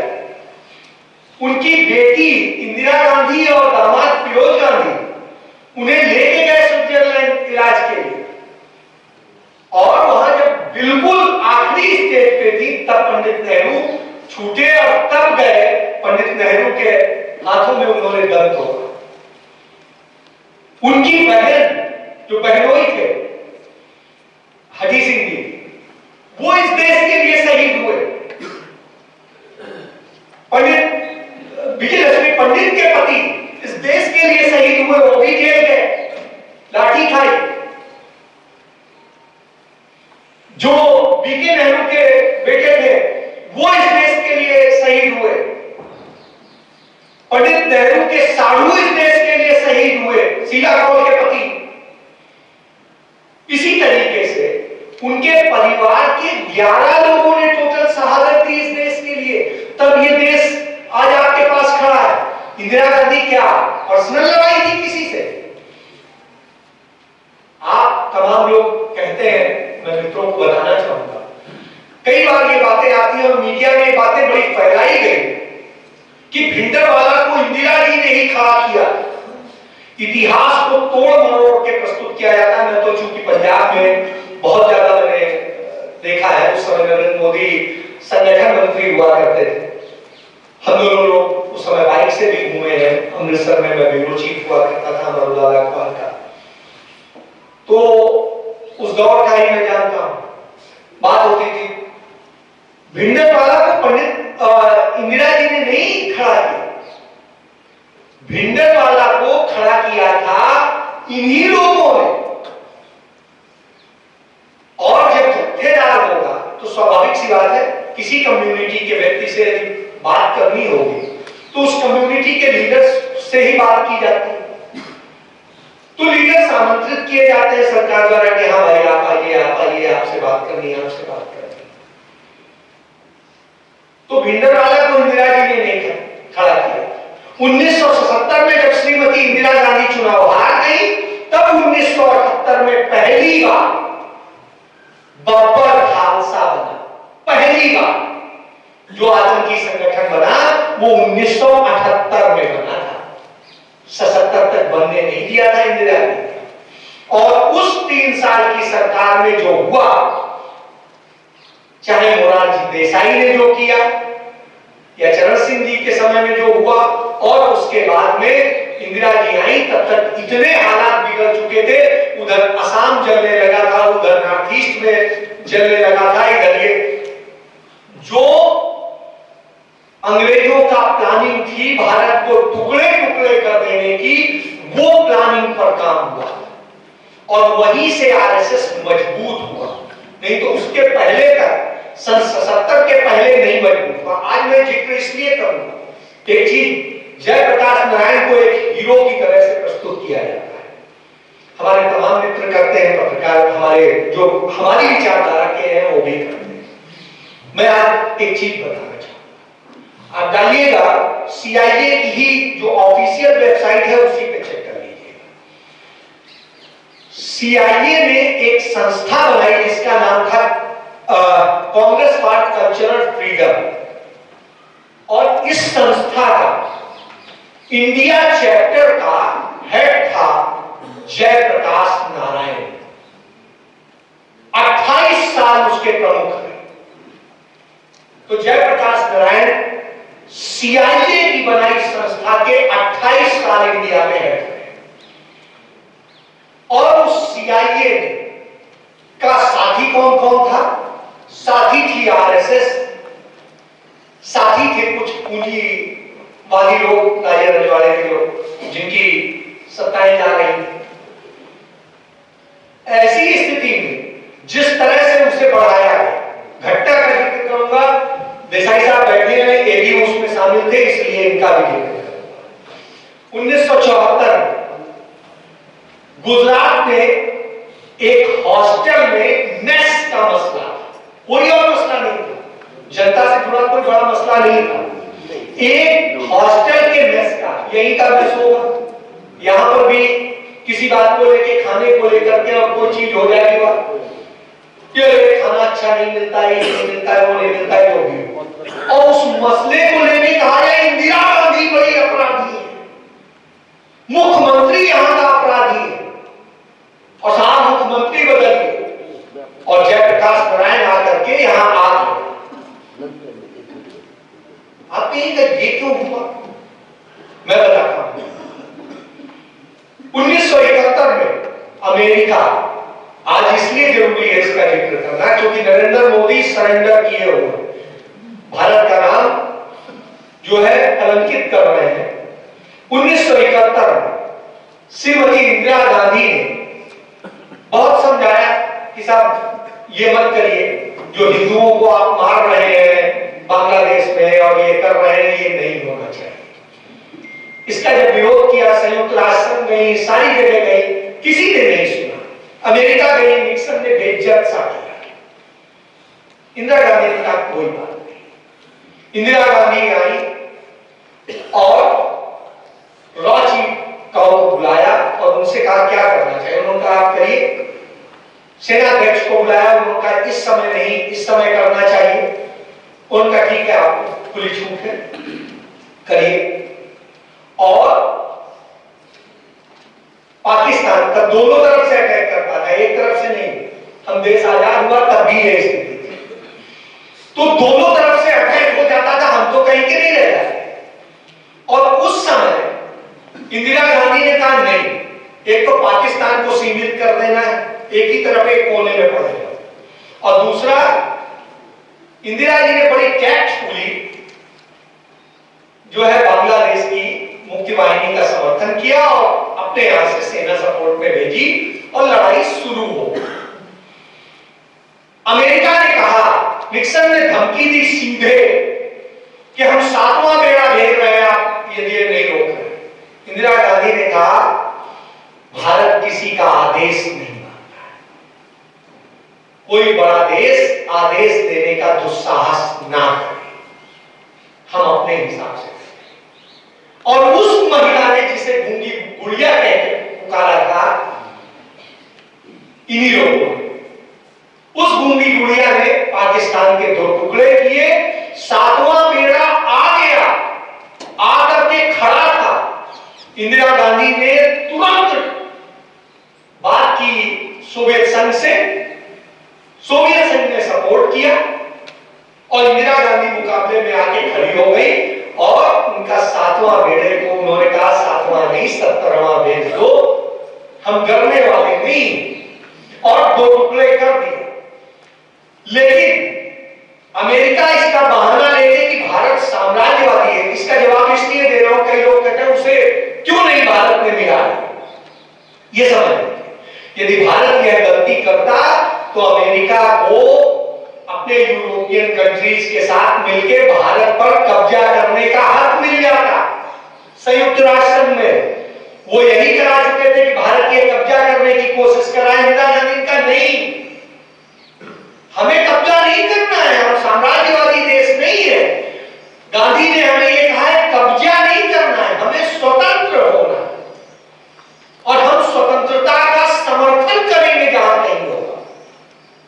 स्वतंत्रता क्यों चाहिए, यह बात गांधी ने लिखी है, तो वही बात इंदिरा गांधी ने दोहराई और उन्होंने बांग्लादेश अलग देश बनाया और देश बनाते वक्त शर्त रखवा दी, आपको सेकुलर कंट्री बनाना, यानी वहां रहने वाला हर हिंदू, जबकि वहां पर मुसलमान बाहुल्य था, वो मुस्लिम राष्ट्र घोषित कर सकते थे जब स्वतंत्र देश बन गया, लेकिन नहीं, इंदिरा गांधी का नहीं, हमें ये बनाना, उससे वहां हिंदुओं को समर्थन मिल गया, तो हिंदू वहां जो बचा है वो इंदिरा गांधी के कारण बचा, तो सेकुलर कंट्री बनाया और वो कंट्री एक प्रकार से कहने को स्वतंत्र था, भारत का ही जो आदेश होता था वही मानता, यह बना करके खड़ा किया। अब आप देखिए कितने टैक्टफुली इसको किया, वो किया, अमेरिका नाराज हुआ। जिस समय युद्ध चल रहा था वहां का CIA चीफ और विदेश मंत्री हेनरी किसिंजर, जो सबसे ज्यादा भारत का दुश्मन है, सबसे बड़ा दुश्मन आज तक जो हुआ है, जिसने भारत के खिलाफ पूरी साजिश रची, वो तुरंत जाता है चीन में, बैठ जाता है चीन के और कहता है आप इंडिया पे अटैक कर दो, इधर भी पाकिस्तान, इधर भी पाकिस्तान, इधर से चीन अटैक कर दे, उधर श्रीलंका हमारे साथ नहीं था, श्रीलंका प्रभाव में था अमेरिका और चाइना के। तो अब आप सोचिए ऐसी स्थिति में हम चारों तरफ से गिर जाते, ये चाइना कर दे।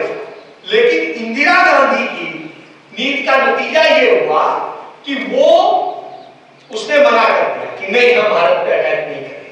क्यों? अब यहां पे आऊंगा क्यों, इसके लिए थोड़ा सा इतिहास में फिर वापस कि कहा जाता है नेहरू ने कश्मीर, अभी हाल ही के दिनों में यही गुजरात में नरेंद्र मोदी ने कहा कि नहीं, सरदार साहब तो ये लेना चाहते थे, नहीं तो ये होता।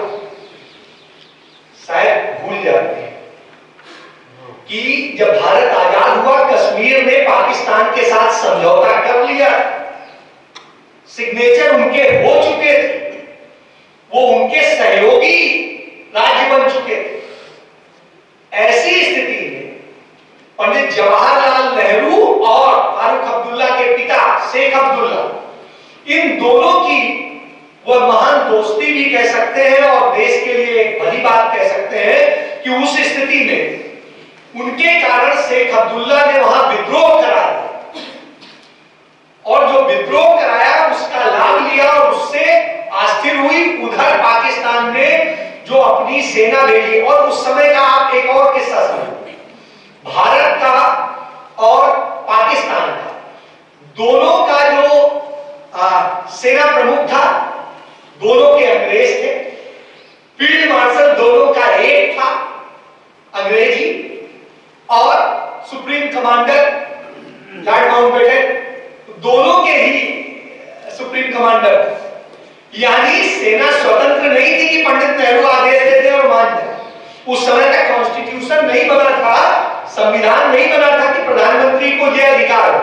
प्रधानमंत्री वैसे ही था जैसे आज की डेट में जम्मू कश्मीर का मुख्यमंत्री है, कहने को मुख्यमंत्री है, मुख्यमंत्री के पास कोई अधिकार नहीं हो, पुलिस को भी आदेश नहीं दे सकता। उसी तरह की स्थिति पंडित नेहरू की प्रधानमंत्री के रूप में थी। लेकिन ये प्रधानमंत्री के से बड़ा कद पंडित जवाहरलाल नेहरू का निजी कि वो कहते थे तो लॉर्ड माउंटबेटन हो या दूसरे हो, वो दबते, क्योंकि पूरी दुनिया में लीडर के तौर पे पंडित नेहरू देखे जाते हैं, जो लीडर के तौर पे देखा जाता है। और यही वजह है कि सरदार वल्लभ भाई पटेल ने खुद कहा है, हमारे पास पंडित जवाहरलाल नेहरू से अच्छा विकल्प प्रधानमंत्री पद के लिए कोई था ही नहीं। यानी उन्होंने अपने आप को दरकिनार किया है प्रधानमंत्री पद के लिए। झूठी जो कहानियां बताई जाती है वो भी आप समझिए, खुद उन्होंने इसको इनकार किया और कभी भी प्रधानमंत्री पद के लिए कोई चुनाव नहीं हुआ था, क्योंकि तब तक तो कॉन्स्टिट्यूशन ही नहीं बना। और जब 1946 में कांग्रेस का अध्यक्ष की बात है तो अध्यक्ष पूरा डेलीगेट्स चुनते थे, डेलीगेट्स का नहीं हुआ था, कमेटी ने बैठ के अंतरिम अध्यक्ष चुना था। तो ऐसी स्थिति में पार्टी अध्यक्ष की बात तो मान लीजिए आप कह भी सकते हैं कि नेहरू जी को बनवा दिया गांधी जी ने, और क्यों गांधी जी ने बनवाया था इसका जवाब खुद गांधी जी ने दिया कि नेहरू को वर्ल्ड लेवल पे और भारत में पब्लिक लीडर के रूप में थे, सरदार पटेल पब्लिक लीडर नहीं थे। तो इस बात को बड़ी ईमानदारी से स्वीकार करना पड़ेगा, क्योंकि जब इतिहास की आप बात करते हैं तो समीक्षा आपको ईमानदारी से करनी पड़ेगी। वो लीडर थे एक कम्युनिटी के, एक बहुत अच्छी सोच के, एक राष्ट्र के लिए समर्पण की भावना थी, लेकिन वो ना पब्लिक लीडर थे। उन्हें कह दीजिए कि तमिलनाडु में कोई या बंगाल में कोई रिकॉग्नाइज करता था, नहीं करता था। तो आप इसको भी आपको समझना है, उस लीडर के रूप में नेहरू ही थे जिन्हें देश के हर कोने में और दुनिया में रिकॉग्नाइज किया जाता। तो ऐसी स्थिति में नेहरू ही एकमात्र विकल्प थे, यह बात सरदार पटेल खुद कहते हैं, कोई और नहीं कहता। और इसीलिए जब सरदार पटेल को पंडित नेहरू ने मंत्रिमंडल में शामिल होने का प्रस्ताव दिया तो उन्होंने उस चिट्ठी में लिखा है कि आपके अहमदाबाद में ही नवजीवन प्रकाशन में वो पूरी किताब छापी है, पढ़ लीजिए। साफ साफ उन्होंने 3 तारीख को 3 अगस्त को जवाब दिया है पंडित नेहरू को कि आपसे ज्यादा त्याग और बलिदान करने वाला और कोई है नहीं। तब आप समझिए। और पटेल ने अपने आखिरी भाषण में जो इंदौर में ही दिया था उसमें उन्होंने कहा था कि महात्मा हमारे बीच नहीं है, नेहरू ही हमारे नेता है। और उनके प्रति जो उन्होंने चिट्ठी में भी लिखा और कहा भी कि उनके प्रति वफादारी मेरा जो है आखिरी सांस तक रहेगी। तो ये अपने आप में बड़ी बात है कि जो लोग पटेल और नेहरू को लड़वाने की कोशिश करते हैं वो उन्हें जान लेना चाहिए तो उस समय नेहरू ने इस तरह से जोड़ा तो कश्मीर करीब करीब 1.5 साल पूरी लड़ाई चली। और आप देखिए 1 जनवरी 1949 को लड़ाई खत्म हुई। उसके पहले 4 जून 1948 को चिट्ठी लिखते हैं कश्मीर मामलों के मंत्री अयंगर को। पटेल बीमार थे, इलाज चल रहा था उनका देहरादून में। चिट्ठी लिखते हैं कि ये युद्ध बहुत लंबा खिंच गया है, हम इसको इतना अफोर्ड नहीं कर सकते हैं, ऐसी स्थिति में इसे हमें खत्म करने की दिशा में काम करना चाहिए। तो मोदी जी जो बताते हैं कि ये होता, लेकिन नेहरू जी उसके बावजूद 6 महीने से खींच ले। तो अब आप सोचिए कि कितनी बड़ी बात थी। असल में पूरे कश्मीर पे लगभग कब्जा हो गया था, श्रीनगर तक सेना आ गई थी पाकिस्तान की। ये नेहरू ही है जिनके बदौलत आज आपके पास कश्मीर है, जम्मू है, लद्दाख है। नहीं तो न जम्मू होता, न लद्दाख होता, न ये होता।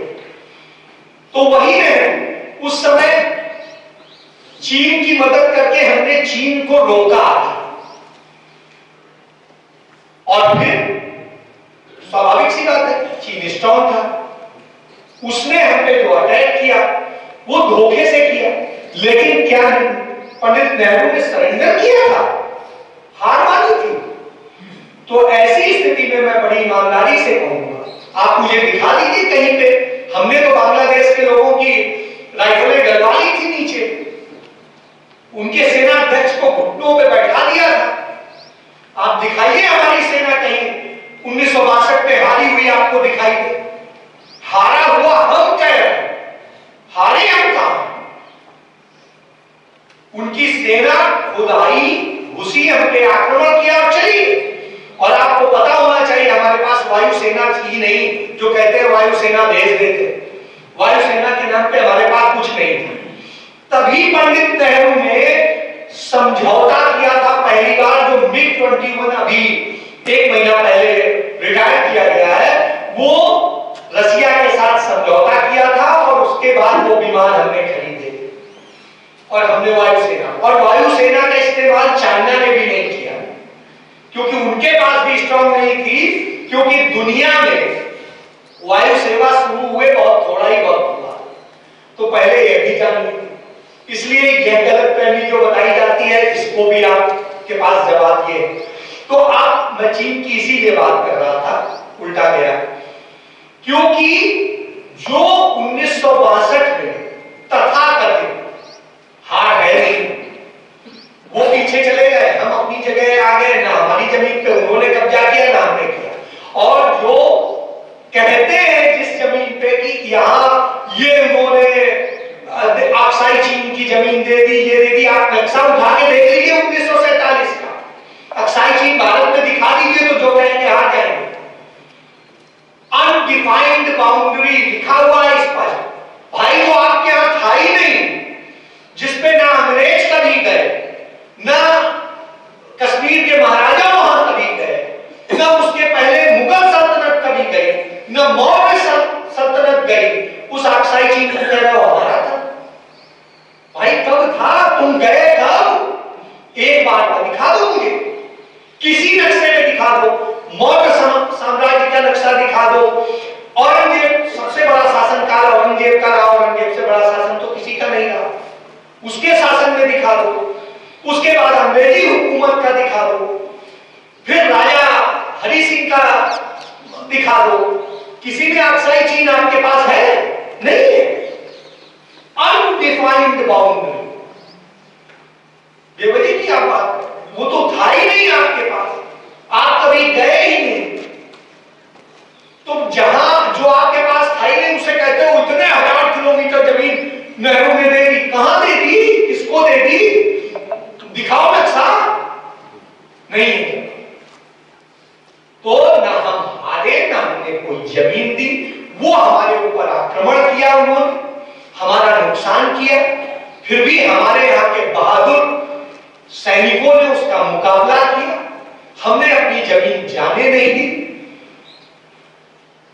जो मेजर शैतान सिंह ने अपनी शहादत दे करके, वो जमीन आपके बगल में राजस्थान के रहने वाले, उन्होंने अपनी चौकी बचाई, सब कुछ बचाया।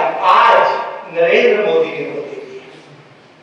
वो शैतान सिंह का स्मारक तोड़ दिया गया है जो उन्होंने उस समय युद्ध में बचा लिया था। तो अब आप समझ लीजिए। अब इसलिए बता रहा हूं क्योंकि इसके बाद फिर श्रीमती इंदिरा गांधी ने वही जवाब दिया, उसका जिक्र कोई नहीं करता है। 1967 में जब वो प्रधानमंत्री बनी तो उन्होंने नाथुला में, चोला में, दोनों जगह चीन को हराया और उन चीन के सैनिकों का सरेंडर कराया। सरेंडर तो हमने जरूर हराया और सरेंडर कराया चीन को, हम चीन से हारे नहीं, लेकिन उसी पे उनके सैनिक हमने देके उनके साथ एक मैत्रीपूर्ण संबंध बनाए कि आप हमारे में डिस्टर्ब नहीं करेंगे, हम नहीं करेंगे। इसीलिए 1971 में चीन ने हम पर आक्रमण करने से हेनरी किसिंजर के कहने पर मना। अब इतना मैंने बात इसलिए, अब इसके बाद आपको समझना होगा जो हालात है, उन हालात में होता यह है कि अब अमेरिका बौखला गया कि ये क्या हो रहा है। तब श्रीमती इंदिरा गांधी ने 1974 में, आप तारीख याद रखिए, 1974 में भारत को कि हम मुकाबला कर सके इन देशों से, तुरंत उन्होंने आनंद ठान, जबकि होमी भाभा ने क्या कहा था कि हम 1980 तक परमाणु संपन्न हो जाएंगे, लेकिन इंदिरा गांधी ने भारत को 1974 में परमाणु संपन्न कर दिया और पहला परमाणु विस्फोट पोखरण में इंदिरा जी ने करा और वो करा के भारत को जैसे ही परमाणु संपन्न बनाया, अमेरिका बौखला गया। उसी के जस्ट एक महीने तुरंत इस गुजरात में एक हॉस्टल के विवाद को लेके ऐसे खड़ा कर दिया जाता है जैसे लगता है कि गुजरात से हक छीन लिए गए हैं, नागरिक मारे जा रहे हैं, पता नहीं क्या हो गया। और जयप्रकाश नारायण आके कूद पड़ता है क्योंकि सीआईए की उस संस्था का डायरेक्शन था कि आप जाओ और कूदो। इंदिरा गांधी जैसे ही इसके बाद में सिक्किम को चाइना और अमेरिका के मुंह में हाथ डाल के, सिक्किम कभी भारत का हिस्सा नहीं रहा, इतिहास में कभी नहीं रहा। चाहे मौर्यकालीन इतिहास देख लीजिए, चाहे मुगल कालीन देख लीजिए, चाहे अंग्रेजी हुकूमत देख लीजिए, कभी नहीं रहा। उस सिक्किम को भारत का हिस्सा बना देते। जैसे ही वो ये बनाते, इंदिरा गांधी के खिलाफ साजिश होती, सब उधर देखिए समग्र क्रांति हो गई, जैसे परमाणु विस्फोट किया। और इसके बाद में आप देखिए ये सारी चीजें, सॉरी वो छात्र आंदोलन हो गया और पूरा बिहार और यहां आग लगा दी गई। और उसके बाद में 1975 में जैसे ही सिक्किम को भारत में मिलाया, उधर हम चाइना से सुरक्षित हो गए, जो चाइना का वो बॉर्डर था, वो सुरक्षित होते ही एक महीने के भीतर अचानक वह संघी परिवार का व्यक्ति जो जगमोहन लाल सिन्हा, वो एक इंदिरा गांधी को पिटीशन पर राजनारायण जी की तलब करता है। आरोप क्या होता है, जो कहते हैं वो आरोप होता है कि इंदिरा जी की जहां रैली होनी थी वहां बिजली का कनेक्शन जोड़ा है किसने, सरकारी कर्मचारी। और इंदिरा जी के ओएसडी कपूर साहब जो इस्तीफा दे चुके थे, वो इस्तीफा मंजूर नहीं हुआ था, उसके पहले ही वो मंजूरी का उन्हें रिसीव नहीं हुआ था लेटर, उसके पहले ही वो जाकर के इंदिरा जी के लिए काम करने लगे राजनीति। इसलिए निरस्त हुआ था, इसलिए नहीं निरस्त हुआ था कि कोई जरूरत। अब इस जगह आपको देखना होगा उत्तर प्रदेश विद्युत सुरक्षा निदेशालय नियमावली, उस नियमावली में है कि कोई भी मेन लाइन से कनेक्शन कोई भी प्राइवेट व्यक्ति जोड़ ही नहीं सकता। जब जोड़ ही नहीं सकता है तो इंदिरा गांधी ने कौन सा कनेक्शन गलत जुड़वा दिया? भाई वो तो सरकारी ही जोड़ सकता है, पहले ही नियम है उसका। और दूसरा, कपूर साहब का इस्तीफा अथॉरिटी मंजूर कर चुकी थी। बाबू ने यदि लेटर नहीं रिसीव कराया तो उसके लिए वो अवैध कैसे हो सकता है? हम सारे लोग जब चर्चा करते हैं, मैंने देसाई साहब के साथ इस पे चर्चा की थी, तो लोग जस्टिस अय्यर के जजमेंट का जिक्र करते हैं कि जस्टिस अय्यर ने, नहीं, जस्टिस अय्यर ने तो अंतरिम आदेश दिया था, क्योंकि उस समय देखिए, आप लीगल उसको बहुत बेहतर समझते हैं, कभी भी अवकाशकालीन जो जज होता है वो रेगुलर केसेस नहीं सुनता। इंदिरा गांधी का जो इलेक्शन पिटीशन थी वो रेगुलर कोर्ट पे चलनी चाहिए थी, लेकिन जगमोहन लाल सिन्हा ने छुट्टी वाली जो अवकाशकालीन पीठ थी उसमें उस केस को लगवा करके और आदेश पारित किया था इंदिरा गांधी के खिलाफ। यानी अवैध काम कौन कर रहा है? जगमोहन लाल सिन्हा। वो आदेश दे रहा है इंदिरा जी कोर्ट में स्वयं हाजिर हो, वो पूरा प्रधानमंत्री का प्रोटोकॉल छोड़ के आए, कोई कर्मचारी वहां रहो में प्रधानमंत्री का सम्मान नहीं देगा। आप बताइए, हाई कोर्ट में पर्सनल जो है प्रेजेंस की जरूरत होती ही नहीं, एडवोकेट्स के थ्रू होती है, एफिडेविट के थ्रू होती है। ये कोई ट्रायल थोड़ी ना होगा कि गवाही होगी, जवाब दाखिल होगा। और फिर दूसरी चीज, मैं जिस पद पे हूं आज, वो पद मेरा एग्जिस्ट करता है, मैं अभी तक अवैध नहीं हूं, कहीं वो नहीं हूं। आप ये कैसे आदेश कर सकते हैं कि मैं इसका पालन नहीं होगा? उस प्रोटोकॉल का पालन होगा, लेकिन इस तरह से अवैध आदेश उसने दिया तो जस्टिस अय्यर ने तो रोका था। इंदिरा गांधी ने आपातकाल इसलिए नहीं लगाया, इसलिए लगाया था क्योंकि उस समय तत्कालीन चीफ जस्टिस ऑफ इंडिया पर कातिलाना हमला हुआ। कांग्रेस सरकार के रेल मंत्री ललित नारायण मिश्रा की बम मार के हत्या की गई थी। तमाम सारे नेताओं को रिवाल्वर लगा के, कट्टे लगा के, जो नरेंद्र मोदी बता रहे थे कट्टा, वो लगा के उनके बच्चों को किडनैप करके इस्तीफे लिए जा रहे थे। ऐसी स्थिति में उन्हें लगाना पड़ा, इसलिए नहीं उन्होंने, उनकी तो कुर्सी सुरक्षित थी, कोई माइका लाल उन्हें कुर्सी से हटा नहीं सकता था, आर्डर मिल चुका था। तब वो कहते हैं समा पूरा कर दीजिए, विद्रोह कर दीजिए, सेना से लेके सबको, रामलीला मैदान दिल्ली से। अब आप बताइए, जब विद्रोह के लिए हो रहा हो, ऐसा हो रहा हो, तो क्या आपातकाल नहीं लगा के देश नहीं बचाना चाहिए था? देश को अराजकता में ठोक देना चाहिए था? इतनी लंबी रेल हड़ताल करा के, तक ट्रांसपोर्ट के इतने अच्छे साधन नहीं होते थे, रेल हड़ताल करा के पूरे देश में जरूरी सामान की आपूर्ति रुक गई थी। ऐसे में क्या देश के लोगों को भूखे मर जाने देते? हैंड टू माउथ देश था। ऐसी स्थिति में इंदिरा गांधी के लिए नेसेसरी था, यदि वो नहीं लगाती तो यह देश बचता नहीं। उधर आतंकवादी घटनाएं पनपाई जाने लगी थी, उनको हवा दी जा रही थी, वहां अकाली दल ये काम कर रहा था, असम में हो रहा था काम, इसी तरह नॉर्थ ईस्ट में हो रहा था, सब जगह आग लगाई जा रही थी। देश को कितने टुकड़े में बांटने की साजिश हुई थी। इंदिरा गांधी ने आपातकाल लगा के इस देश को बचा लिया। यदि नहीं लगाती तो आज हम इस भारत में नहीं बैठे।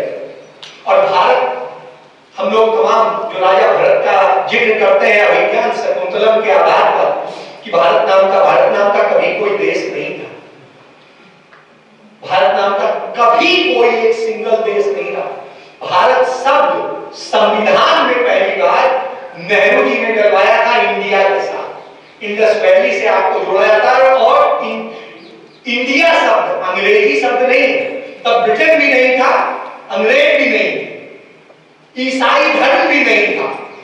जब इंडिया नाम मिला, इंडिया नाम हमें मिला है तो सिकंदर के समय में राजदूत आया था मैगस्थनीज, उसने जो अपनी किताब लिखी है उसमें जिक्र किया है इंडिका, वहां से आया। यानी आप यह भी समझ लीजिए वो अंग्रेजी शब्द नहीं, पहली इंडिया शब्द और आप हम सब लोग ईरान से आए हुए लोग हैं, ये तो आप इतिहास पढ़िएगा बाकी तो फिर आता हूं वही इंदिरा जी ने जो देश बचाया, जो मारुति कंपनी बनाई थी, गांधी परिवार की अपनी कंपनी थी, उस कंपनी को इस देश के लिए डोनेट कर दिया, इसलिए कि हर व्यक्ति के पास कार पहुंच सके, सस्ती कार पहुंचाई जा सके। इस देश के तमाम राजे रजवाड़े बैंकों और सबको लेकर के आज जोड़ के जिस तरह से किया, उसके कारण आज आप रोटी खा पा रहे हैं, कर पा रहे हैं, आप कुछ भी चीजें आगे बढ़ा पा रहे हैं। नहीं तो जमीनें नहीं थी, किसी के पास सब कुछ था, किसी के पास कुछ नहीं। ये जो पूरा बिहार है, तमाम सारी जगह भूमिहीन थे। भूदान आंदोलन जो चलाया गया, उसमें योगदान है। तो विनोबा भावे ने वो तब कर पाए जब वो जमीनें मिली। यदि राजे रजवाड़ों कब्जे में रहती तो न कोई दलित को कुछ मिलता, न किसी को मिलता। ये इंदिरा जी की देन है। और जब उन्होंने किया तो उनको मार डाला गया, इसलिए क्योंकि उन्होंने आतंकवाद को रोक दिया। और अपनी किताब में खुद लिखते हैं Lal Krishna Advani my country my life में कि इंदिरा गांधी ब्लू स्टार नहीं करना चाहती थी, हमने उन्हें विवश किया है। और ये उन्होंने खुद स्वीकार की है। और दिल्ली के सिख विरोधी दंगों में कांग्रेस कहते हैं 39 एफआईआर है, जो एफआईआर आरएसएस और बीजेपी के लोगों की थी, उन्होंने वहां दंगे को किया। और इस पे मैं इस जगह जिक्र करूंगा डॉक्टर राजेंद्र प्रसाद की एक चिट्ठी का 14 मई 1948 सरदार वल्लभ भाई पटेल की किताबों में चिट्ठियों के उसमें जिक्र है।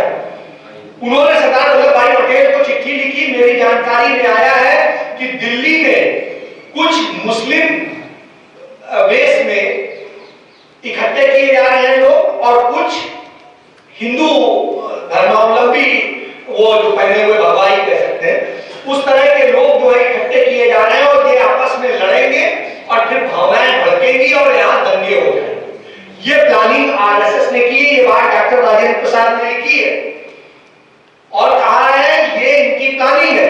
15 तारीख को ये चिट्ठी मिलती है और इसका जवाब देते हैं सरदार पटेल की ठीक है, हम इसको लेके वो कर रहे हैं। और 15 तारीख की ही रात को दिल्ली में बिल्कुल हूबहू ऐसे ही दंगा हो जाता है। पूरे देश को दंगे में दहलाने का काम, हिंदू मुस्लिम को मरवाने का काम यदि किसी ने किया तो वो कौन था? वो आरएसएस थी, वो श्यामा प्रसाद मुखर्जी था, वो दीनदयाल उपाध्याय था, वो बलराज मधोक था। आपको पता है जम्मू में 2 लाख से अधिक मुसलमान मारे, 2 लाख से अधिक मुसलमान। आप चिल्लाते हैं कि हिंदू मारे गए, हिंदू मारे गए। हिंदू कितने हैं?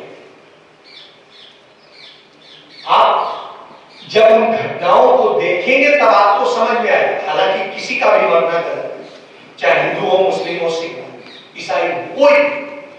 तो मेरा ये मानना है कि दंगे भड़काने की राजनीति, बांटने की राजनीति इन्होंने की। देश के बंटवारे का कि न्यू यही आपके अहमदाबाद के ही अधिवेशन में सावरकर रखते हैं। तो अब आप ये सोचिए, देश का बंटवारा इन्होंने कराया, मुस्लिम लीग ने कराया। लाहौर अधिवेशन में मुस्लिम लीग पास करती है और यहां ये करते हैं। जहां 3 जगह मिलकर सरकार चलाते हैं वहीं दंगे होते हैं। मुस्लिम लीग और हिंदू महासभा आज भी यही खेल चल रहा है। इसलिए कह रहा हूं आपको भड़का करके कि लड़ो, ब्राह्मण दलित को मारे, दलित ब्राह्मण को मारे, वो इसको मारे, वो उसको मारे, यही क्रम चल रहा है। कहीं ये सिख बन जाते हैं, कहीं वो मुसलमान बन जाते हैं, कहीं किसी के कैसे।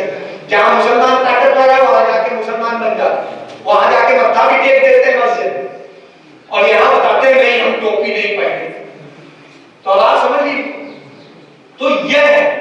तो इसलिए इंदिरा गांधी इस देश के लिए शहीद हुई। उनकी अपनी लड़ाई नहीं थी, देश को बचाने की लड़ाई। और इसके बाद में राजीव गांधी यदि वो न करते और श्रीमती इंदिरा गांधी श्रीलंका के साथ समझौता न करती तो हमारे लिए तीसरा पॉइंट वो था उनके लिए, पाकिस्तान का वो साथ दे रहा था, पाकिस्तान के विमानों में उसने तेल भरा था जब युद्ध हो रहा था।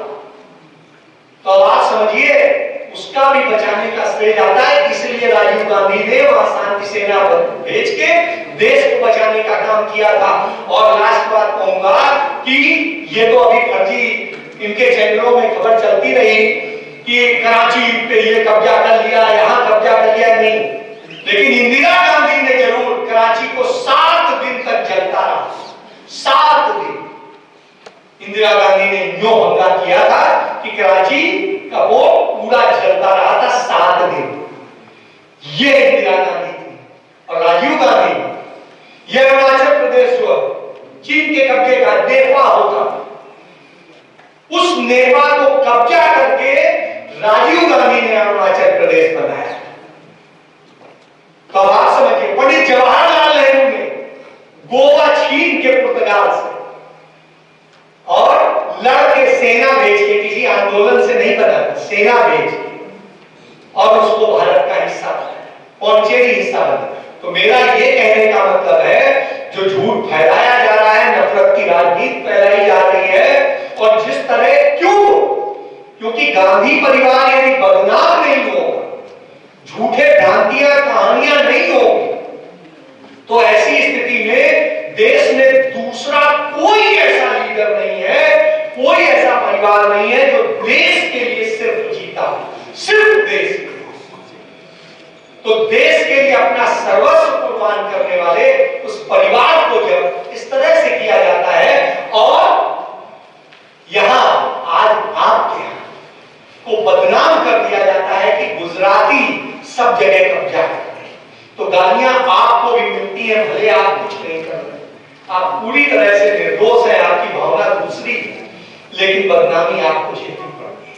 इसलिए गुजरात को सबसे ज्यादा सजग होने की जरूरत है, समझने की जरूरत है, क्योंकि गुजरात से ही वह 74 का ड्रामा शुरू हुआ। और यदि इनको घुसने को का मौका उसी कारण मिल गया सत्ता में, नहीं तो ये कभी नहीं आता।